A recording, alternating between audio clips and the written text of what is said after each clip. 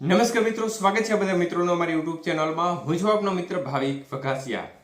તો મિત્રો, ખાસ કરીને આ વિડીયોના માધ્યમથી આપણે વાત કરવાની છે સિસ્ટમની હાલની સ્થિતિ શું છે અને ગુજરાતના કયા કયા વિસ્તારમાં આવનારી 24 કલાકની અંદર વરસાદની સંભાવના રહેલી છે.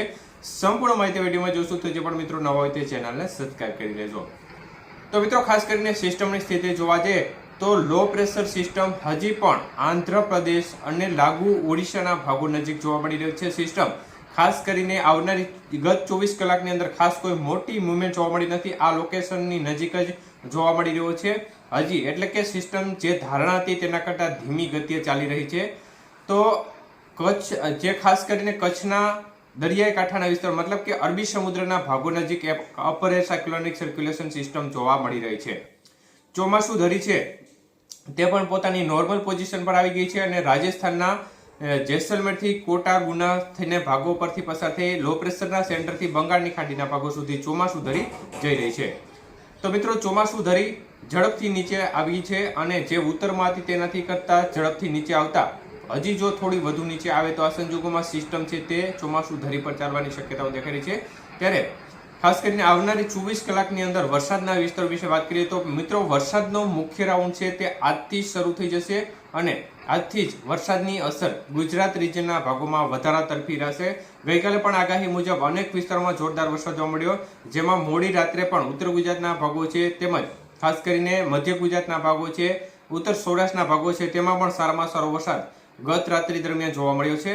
ત્યારે આવનારા 24 કલાકની અંદર વરસાદના વિસ્તાર વિશે વાત કરીએ તે પહેલા ખાસ કરીને એક માહિતી જણાવી દઉં કે જે વરસાદ છે તે બધા વિસ્તારમાં આવી જશે. આજથી લઈને 25 તારીખ સુધીના સમયગાળા દરમિયાન બધા જ વિસ્તારમાં સારામાં સારો વરસાદ થઈ જશે. પરંતુ ધીરજ રાખવી જરૂરી છે, કારણ કે એક સાથે એક દિવસે જ બધાનો વારો નથી આવી જતો.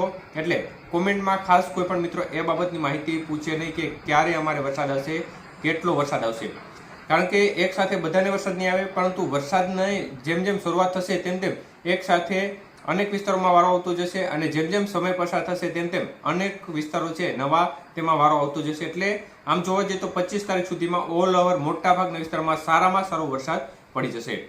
તો મિત્રો, ખાસ કરીને આવનારી 24 કલાકની અંદર વરસાદની ગતિવિધિ વિશે વાત કરીએ તો મધ્ય પૂર્વ ગુજરાત, દક્ષિણ ગુજરાતના ભાગોમાં આવનારી 24 કલાકની અંદર સારામાં સારો વરસાદ અનેક સેન્ટરોમાં જોવા મળશે આવનારી 24 કલાકમાં.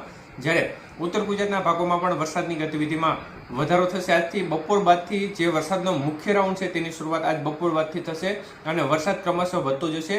અને ગુજરાત રીજનના ભાગો છે જેમાં જે ગુજરાતના ભાગો છે તેમાં પણ સારો વરસાદ અનેક સેન્ટરોમાં આજે જોવા મળશે.